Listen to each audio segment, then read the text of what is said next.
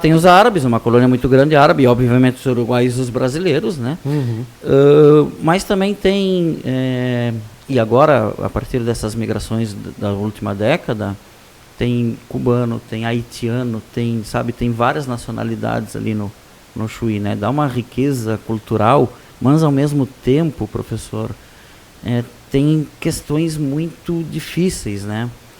Por exemplo, aqui perto, tá? A questão de 2 quadras aqui de onde a gente está, tem uma família de cubanos que mora ali, né? E eles estão com uma dificuldade enorme, por exemplo, de conseguir emprego, entendeu? E de se encaixar, né, a viver aqui, entendeu?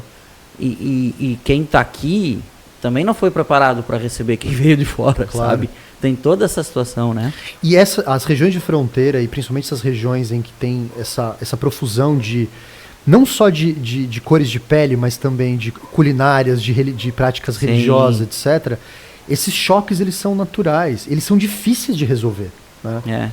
Você pega essas regiões, cidades muito cosmopolitas, de alguma forma isso fica meio diluído no tecido urbano, né? Em lugares menores, essas experiências elas são muito intensas. Você acabou de descrever uma família, você sabe exatamente até onde ela mora, né? Sim. Então isso gera um outro laço de solidariedade.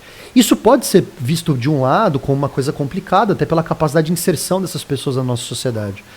Por outro lado, você cria talvez laços de solidariedade em que você consiga talvez dar conta de absorver essas famílias, essas pessoas de uma outra forma.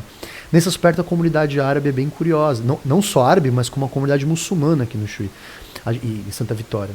Nesse projeto que a gente fez ano passado, ouvíamos vários relatos deles dessa tentativa de acolhimento, dessa primeira recepção, né? Que é uma coisa difícil, mas tem que ser feita de maneira organizada. Claro, mas aí também porque eles estão há muito tempo já aqui, né? Sem então dúvida. Deu tempo de se organizar já, Sem né? dúvida. Tem clube árabe no Chuí, por exemplo. Sem dúvida. Eles já estão, 40 ou 50 anos aqui. Talvez. Isso faz diferença, né? E é muito comum essa coisa de clubes, né? Em cidades onde o processo migratório é muito forte, de grupos, né? De italianos, de espanhóis e tal. Sim. Essas são instituições que ao longo do tempo foram muito organizadas nesses processos de migração. A região de fronteira ela é muito complexa, né? Porque a fronteira ela é uma região de encontro, mas ela também é uma região em que dali se passa muita coisa. Discussões, a gente viu e agora... conflito também. Conflito, a gente tem discussões de segurança internacional, que são muito importantes, né? Tráfico de drogas, segurança internacional de trânsito de pessoas em fronteira, questão de crime organizado. Então tudo isso, a fronteira ela é uma zona de encontro, mas ela também é uma zona que gera na gente também essas relações muito de ameaça.